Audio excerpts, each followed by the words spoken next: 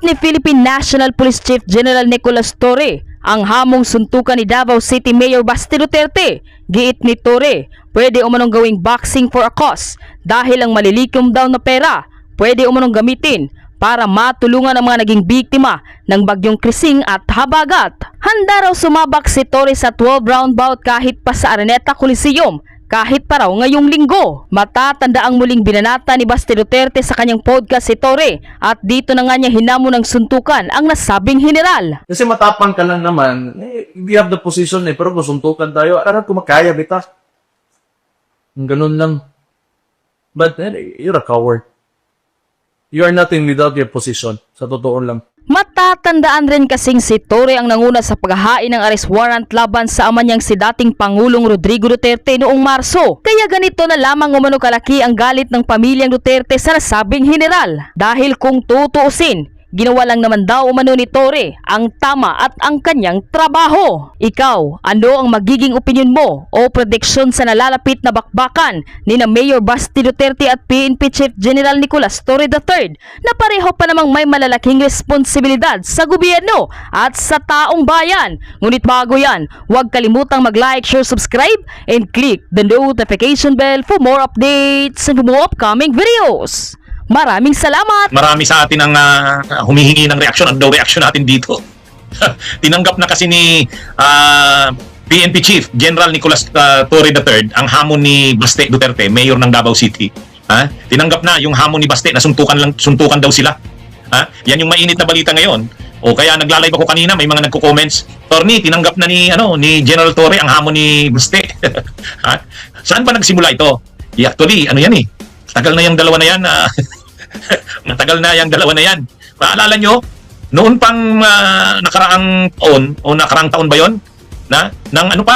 Nang pinadala sa Davao City, o Police Regional Office ng Davao Region, pinadala si General Torre doon, dahil nga doon sa naghahanap kay Kibuloy. Doon pa lang, nang ma-assign sa Davao City si Davao Region si Torre, siyempre hawak niya ang Davao City. Tapos pinagpapalitan niya, inalis niya yung mga pulis na mga tao ni Baste. Siyempre, kung hahanapin niya si Kibuloy, dapat wala yung mga tao ng Duterte. Kasi baka yung mga plano nila, pinag-uusapan nila, makakarating sa Duterte. Galit noon si Baste. O noon pa, hinamon na yan ni Baste si Torre. Pero pinalampas lang yan ni Torre. Noong namang hinahanap ni Torre si Kibuloy doon sa KOJC compound, grabe rin ang mga pinagsasabi niya ni Baste, pinalampas din niya ni Torre. At pagkatapos ng matagal na yan, laging wala namang sinasabi yan si Baste, hamunin si Torre. Pinalalampas lang ni Torre yan noon. Nung maaresto nga si Duterte, at madala sa ICC, lalong nagalit yan si Baste. May dati na siyang galit kay Torre, noon pa, nung pa kay Kibuloy, nung ma-assign yan sa Davao Region, tapos lalo na, nitong naaresto si Duterte at dinala sa ICC, at si Torre ang responsable nun. Lalong galit na naman si Baste. Nitong nakaraang linggo lang, hinamon ni nagsabi pala ni Torre, magsama-sama na lang tayo para sa ikabubuti ng bansa. Ang sagot ni Baste, minura si Torre, FU, PI kung saan natin, mura ng Pilipino. Yan yung ginawa ni Baste. Ay nung nakaraang araw, parang July 20, sabi ni Baste sa programa niya, ay public na programa niya yon sa radyo, sa Davao, sabi ni mayabang ka lang naman kasi nasa pwesto kayo, nasa posisyon kayo. Gusto mo, suntukan lang tayo. Tingin ko, kaya naman kita. Yan yung sabi ni Baste. Nakarating siyempre yun kay Torre. So ngayong araw, mainit na balita, sinagot ni Torre, sabi ni Torre, tinatanggap ko yung hamon ni Mayor Baste. Pero mas maganda, boxing match na lang, hindi daw ordinaryong suntukan. Yung 12 rounds daw ng boxing match. Boxing daw sila doon sa Araneta Coliseum. Para maraming audience. At sabi niya, para may silbi naman yung suntukan nila, yung boxing nila, gawing fundraising. Gamitin na para maka-raise ng pondo. Bawat round daw, bawat round ay mayroong magi-sponsor. Tapos sigurado daw maraming magkaka-interest diyan, yung mari-raise daw na pondo, gamitin sa dito sa mga mga sinalantan itong bagyong Krising at itong Habagat. Kaya sabi ni Torre, hinahamon niya si Baste, tinatanggap niya raw yung hamon nito na suntukan pero boxing daw, 12 rounds. At kung pwede, ngayon na daw na linggo sa Araneta para malapit na. Kaya maraming nagtatanong sa atin, Attorney, anong masasabi mo? Alam nyo, hindi natin alam kung siseryosuhin ba ni Basti yan or seryoso rin ba si Torre sa hamon na yan. Pero si Torre kasi, ang lagay na yan ni Torre, kahit may edad na yan, si Torre, galing ng probinsya yan. Ang alam ko, kung hindi Zamboanga, Tawi-Tawi yan eh. Pero dun yan, sa Zamboanga Peninsula yan. Galing yan ng Zamboanga Peninsula. Kumbaga, laking ano talaga yan eh. Laking probinsya. O kaya ibig sabihin, yung katawan niyan, yung build ng katawan niyan, kahit ganyan ang edad niyan, ano yan eh, malakas pa yan. Parang Pacquiao pa yan. Kumbaga, sabihin nating mas bata si Baste, para din lang yung Barrios. Pero kahit may edad na yan si Torre, malakas pa yan. Kasi sanay yan sa sanay yan sa trabaho, sanay sa hirap. Kumbaga hindi naman yan yung police officer na galing sa syudad, galing sa pamilya ng medyo may kaya na nagpumasok lang sa PNPA or sa PMA, hindi. Galing talaga sa probinsya. Galing sa Zamboanga Peninsula. Hindi ko lang natandaan kung Zamboanga yun or Tawi-Tawi or Sulu. Basta isa diyan sa mga probinsya na yan. Sigurado ako. Ang mother niyan, ang ina niya galing ng Iloilo, Dumangas pa yata yun. Kaya makikita natin na kung sa pangangatawan, physical na ang hamon nga ni Torre, 12 rounds daw eh. Mabigat yun, 12 rounds. Pero ensayado eh. Maintain ang katawan ni Torre, exercise, mukhang ensayado. Samantalang si Baste, oo, bata, pero may kita naman natin umiinom, may bisyo, kaya rin yan, sa tingin ko pag talagang sineryoso ni Baste, haharapin din yan ni Torre. Kaya lang, problema lang, baka mapagalitan si Torre ng superiors niya. Bakit mo pinatulan? Pero maunawaan natin si Torre na na rin napupuno na din diyan sa mga insulto na yan ni Baste. Kasi lagi na lang yan, minumura siya, hinaamon siya ng suntukan. May halong pagkapiko na rin yan ni Torre, napipiko na yan sa mga hamon-hamon. Walang bukang bibigyan si Baste kundi suntukan. Yun. Hinamon siya ngayon ni Torre. Sige, pero para may silbi ang ating suntukan, maggamitin natin para makarais ng pundo. Wala pa tayong naririnig na reaksyon ni Torre, ni Baste. Abangan natin. Pero masaya yan.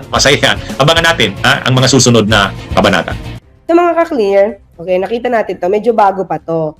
Di ba kahapon na pag-usapan natin kung saan ba nanggaling itong issue na to? Kasi, hindi ba, si General Torre, nag-aano siya. Okay, pakita ko. Ang gusto sa niya ay magkaisa. Panawagan siya di ba? Panawagang magsama-sama. Yan, di ba? Gusto niya, di ba? Sa aking panawagan na lang, Pilipino tayo pare-pareho, gusto natin na mag-improve ang ating bansa. Magsama-sama na lang tayo, kalimutan nyo na muna yung mga differences na yan. Pero, syempre, binasag ito ni Acting Mayor Baste Duterte. So, ang sabi niya, yun, pak! Yun. Yan, di ba? So, teka lang kita natin mga wait lang. Okay? So, let's see Bigyan natin ng konting background. Pinanood naman na natin kahapon yata, kagabi, yung video na ito ni General Torre na kagabi o isang araw. So, yun tingnan, di ba? Nakita nyo ba? Kita ba? Wait lang. Okay, kita.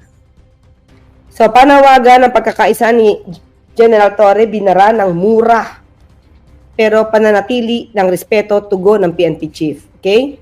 Sa halip na banggain ang tirada na sagot ni Davao City Vice Mayor Baste Duterte, mas pinili ni PNP Chief General Torre III na panindigan ng may dignidad at disiplina. So sa kanyang panawagan, sinabi ni General Torre, Pilipino tayong lahat, gusto nating umangat ang bansa. Magsama-sama na lang tayo, limutin na muna ang mga differences. Ito siguro ay ayaw ni Baste Duterte. Ayaw niya magkaisa. Diba? Kasi meron silang dinaramdam So, yung pang-personal nilang galit, gusto nila yung taong bayan magalit din sa gobyerno. Kaya, ang gusto nila is, the way I see it, ilubog ang gobyerno para paglubog, sisi kay PBBM. Diba? At pag lumubog at pumangit ang imahe ng administrasyon ngayon, syempre, lahat ng nagtatrabaho sa ilalim ni Pangulong Marcos Jr., lahat yan, sasabihin nila palpak. At pag palpak, matutuwa sila. Ang tanong natin, ganun ba talaga ang gusto ng Pilipino? Palpak? Maging palpak lahat ang gagawin ng gobyerno? para sabay-sabay tayo lumubog dahil meron silang dinaramdam. Hindi ba makasarili? Self-interest lang yun.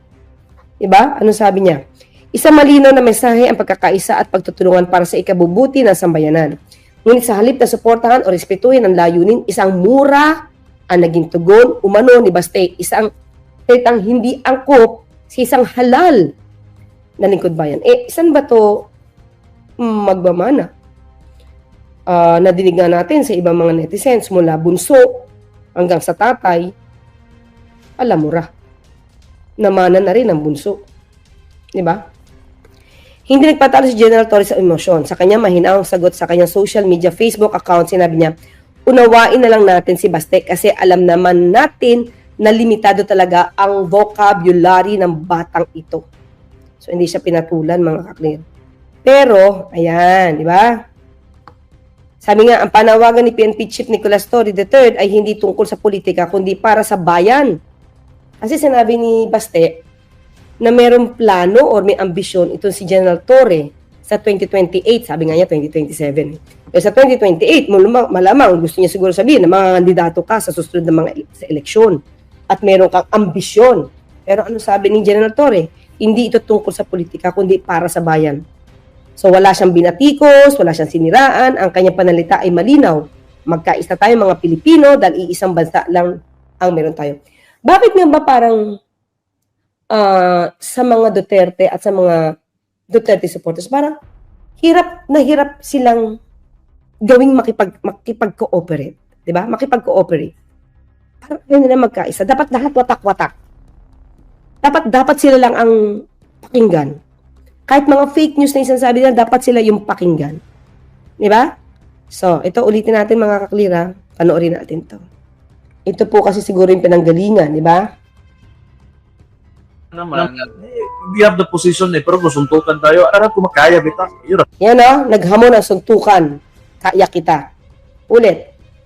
Matapang ka lang naman, we have the position pero kung suntukan tayo, aram ko makaya bita. You're a coward. You are nothing without your position. But, you know, the kind of person that you are, you're really ugly. Mr. Torre, sanay na ako sa iyo. Kinidnap ko nga yung tatay ko eh. Okay na, just do whatever you want. You have 2 years until finding mo candidacy sa 2027. So, at saka may kaso ka na ngayon eh. Think about it. Gusto mo harasin ako, harasin mo lang ako. Kasi matapang ka lang naman, we have the position pero kung suntukan tayo, aram ko makaya bita. Ganun lang. Diba? Okay mga kaklit, tandaan natin, hindi ito ang unang paghamon nitong si Baste, diba? Baste, kay General Torre. Hindi pa po ito PNP chief, sinabihan na ni Baste Duterte. Mayor pa siya noon nasasampalin niya itong si General Torre. Noon na-assign ito as regional director. Diba? So, doon pa lang, talaga mainit na ang dugo niya kay General Torre. Yan. Pero, teka lang sandali. Hanapin natin ulit yun. Okay, ito. Pakita natin. Hindi naman tayo magsasabi dito nang wala tayong ebidensya dahil talaga namang hinamon niya at sasampalin niya di umano. Ito si, pakinggan po natin Wait.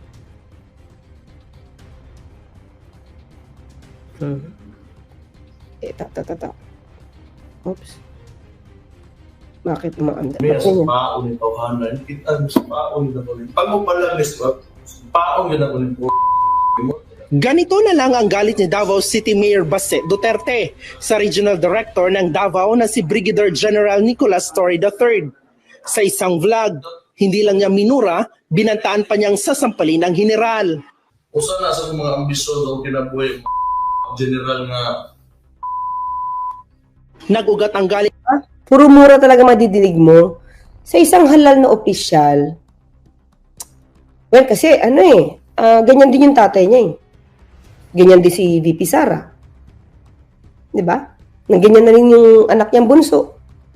Anak na bunso ni dating Pangulong Duterte.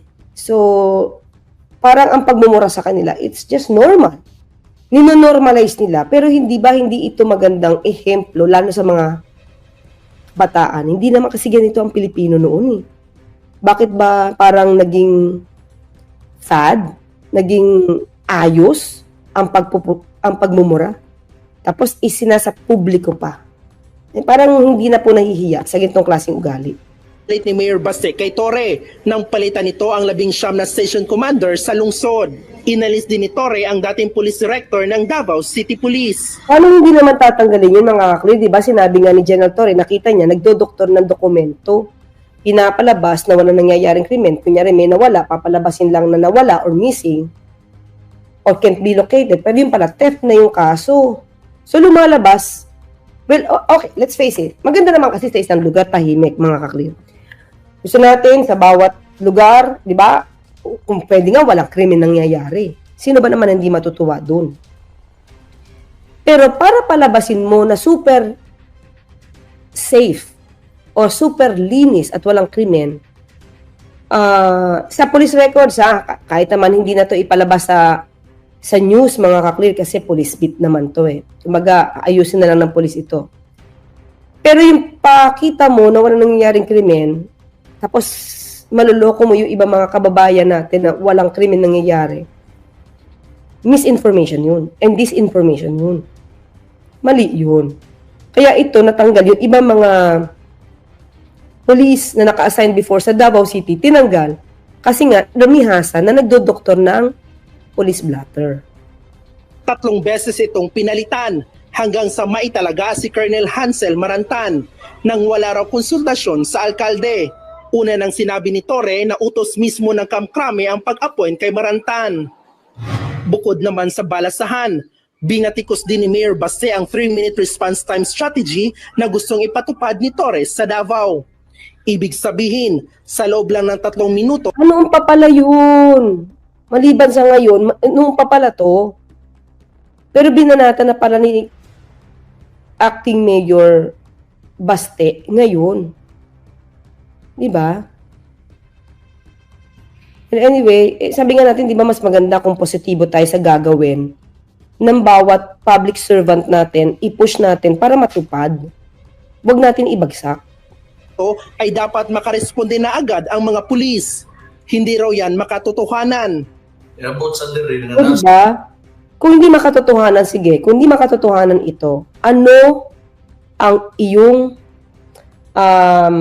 solusyon? Para mas mapaganda pa ang mabilisang pagresponde ng mga pulis sa mga nangangailangan mong constituents. Hindi pwedeng doktor-doktor lang ng dokumento dito. Dapat may action. Diba? Tandaan natin nung hindi pa regional director dyan si General Torre, yung mga command center nyo, mga gawa nyo dyan, sino ba ang nakapagpaandar? Tanong lang natin. So, gaano ba kabagal ang pagresponde ng polis bago naging regional director dyan si PNP chief? Bago naging, di ba, regional director, si General Torre. Di ba? Kaya siguro sila nagagalit at that time. Kasi yung regional director dyan, noon, nung hinahanap si Pastor Kibuloy, ay kaibigan pala ni Pastor Kibuloy. Sabay mag-birthday, kung ako nagkakamali, at doon na siya nakikipag-birthday sa party ni Pastor Kibuloy. So, kung ganun sila kalapit, di ba, paano mahahanap si Pastor Kibuloy? Di ba, kung hindi pa napunta si General Torre dyan at nagbago ng ibang mga pulis, tingin nyo ba mahuhuli si Pastor Kibuloy? Kaya nga sila nagagalit. Pati nga itong si VP Sara, ano sabi? Hindi nakipagtulungan sa kapulisan para mahuli ito si Pastor Kibuloy. Ano sabi niya? Kung alam niya kung nasaan si Pastor Kibuloy, di ba sabi niya, ang pagkakaalam niya baka nasa langit na. Hindi pa malaking, kabastusan? Di ba? Sa mga nagtatrabaho sa gobyerno. Walang paggalang doon sa mga nagtatrabaho sa gobyerno. Yung kasi yung difference, mga kaklir Pag hindi ka talaga nagtatrabaho, at yung ibang tao nagtatrabaho para sa bayan, talagang babatikusin mo Lalo na kung gusto mong ibagsak yung gobyerno at mga taong nagtatrabaho. Hindi nagbakasyon si General Torre habang hinahanap si Pastor Kibuloy. Diba? Hindi yan nag-Germany. Hindi yan umattend ng mga concert. Kasama pamilya. Tinarabaho ito. See? Pansinin ninyo. Sana makita ng ibang tao, mga kababayan natin, sino ba ang tunay na nagtatrabaho? Well, anyway, ayan na po yung background niya na. So, alam na natin, ha? Tapusin na nga natin to. Sige. Preconceived narrative sa nakita niya kuno nga datos aning atong lugar without even comparing it to anywhere else in the Philippines. Sa send-off ceremony naman ng Davao City Police para sa security personnel ng Carayon Festival nitong Martes, parehong absent sina Mayor Basi at Torre. Sabi naman ni Torre, hindi na niya papatulan ang mga sinabi ng alkalde. Professional daw siyang pulis. Pero gate niya, magkaiba ang nananakot lang sa taong tinutotoo ang banta. Yan. O, yun, di ba? Iba ang nananakot lang sa tinutotoo ang banta. Pirma naman ni Acting City Director Marantan na nag-usap na sila ni Mayor Baste. Kasi mga kaklir, tandaan natin, nandiyan dyan si General Torre, nasa KOJC, hindi nagpakita si Baste para sampalin. Nandoon sa hearing na pinamunuan ni General Bato, ni Senator Bato, hindi niya naman sinampal si General Torre. So now, nakita nyo, may hamunan ng suntukan. Diba? So, di ko nga alam kung matagal na ba ito eh. Pero kasi nakalagay doon sa July 21, 2025. Well, anyway, ang sinabi lang talaga nitong nakita natin sa balita, na itong si Mayor Baste, acting mayor, ang gusto niya, ay sinabi niya lang sa panukala ni General Torre na magkaisa, pak na pak. You. Yan, tinagalog na lang natin parang hindi magandang pakinggan eh. Pak. You. Yan ang sabi niya. Well, anyway, saan na ba tayo? Okay, wait. Pakita ko na sa inyo to, ha? Okay, so sa hamunan, let's see. Sige, tuloy. Nandiyan na ba? Ito po, ang tugon. Kailan ba ito? Waiting natin yung date, ha? Para bago tayo. 23 minutes lang. Abante News Online. Sige, tuloy. Basket Duterte ng suntukan. Ano ang sagot niyo, sir? Mga urot talaga layo eh. Pero tama-tama dahil marami ang nasa lanta ngayon ng bagyo at baha. Maybe we can use this moment or this opportunity to raise funds in a charity boxing match. This coming this coming Sunday sa Araneta, tour grounds. Pwede. Tour grounds sa sundukan para maganda. At para medyo marami-rami ang ma-raise natin. Siguro you can find sponsors per round may mag-sponsor. So let's place their merchandise before each round of 12 rounds para medyo marami-rami ang sponsor. Marami tayong may raise doon. Hala! 12 rounds, mga kaklir. General Torre, kakasakaya si Baste. Ay, kakasakaya. Oo to, fundraising. Boxing match. Di ba? Well, anyway, kinol na yung, kinol na yung iyong hamon. Pero, of course, tingin ko dapat, bago mag-start ang boxing match, magpa-test muna yung dalawa. Kasi required yun, di ba? Sa isang palaro, dapat magpa-test. Paano yan? Linggo. Kaya ba? Kaya bang magpa-test para sa boxing match sa linggo? Kayo mga kaklir, ha? Ano ang nyo? Ha? Ano ang... Huwag tayo magpustahan, ha? Nood lang kayo kung meron. Bawal tayo magsugal. Huwag tayo magsusugal. Manood lang tayo kung sino ang tutumba. Diba? Baka nabitin kayo sa match ni ni Manny Pacquiao. Diba? Baka nabitin kayo. Pero dito, baka masulit. Diba? I-call kaya ni Acting Mayor Baste Duterte ang call ni, tanggalin natin yan, ni General Torre. Tingin ko naman mukhang physically prepared naman itong si General Torre. Ha? Tingnan natin to. Tingnan natin yung news para... news nga natin. Torre versus Duterte. PNP Chief Nicolas Torre III has accepted the challenge of a peace fight issued by Davao City Acting Mayor Sebastian Baste Duterte. So, hindi nanggaling kay General Torre. Sa mga media, ano sabi ni General Torre? Kayo talaga, urot kayo eh. Diba? Hindi siya naghamon. Kaya lang sumagot siya sa tanong. Well, anyway, diba? Parang, okay, this is the great opportunity para makaraise ng funds, para sa mga nasalanta ng bagyong Krising.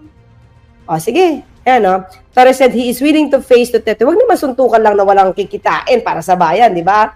So sabi niya, willing to face Duterte in a 12-round boxing match for a cause. With proceeds going to victims of severe tropical storm. Ganap na siya na sponsor. Yung ticket, paano ba yan? Araneta Coliseum, 9 a.m. daw. Teka lang, tingnan niyo muna sa Araneta Coliseum. Baka naman fully booked na to sa ibang events. Diba? Pero siguro baka pwedeng i-cancel yung ibang events ng Araneta. Total, umaga naman. Normally, ang events sa Araneta, karaniwan dyan, mga panggabi. Concert, ano pa ba? Prayer rally. Normally, gabi. Pero ito, umaga eh. Baka pwede pa, Sunday. Normally din, ang basketball, kung may basketball na game, di ba? Gabi rin. Paano kaya to? Paano kaya sasagutin to ni Baste Duterte? Matapang na hinamon ni hindi naman hinamon, matapang na tinanggap, no, ni General Torre ang hamon nitong si Baste Duterte. Okay? So, mga ka-clear, kayo, sino sa tingin nyo? Walang pustahan, pero sa tingin nyo, pero sa tingin nyo, sino ang mananalo? Doon na lang tayo sa sa tingin, sa forecast. Walang pustahan. Bawal yan. Matapang daw si Baste, sabi ni Ke. Lalaban yan. Okay, sige. Diba? Paano kaya ayusin to? Sino kaya ang magiging events, events coordinator nito? Blockbuster yan, oo naman. Pupunta ako sa harapan. Puntay sa harapan. Si Maricoy, baka Tatay Diggs din yan si Baste. Ay. Okay, mga ka-clear. So, yun lang muna, Okay na po ang mag-isip kung sino ang pwedeng manalo.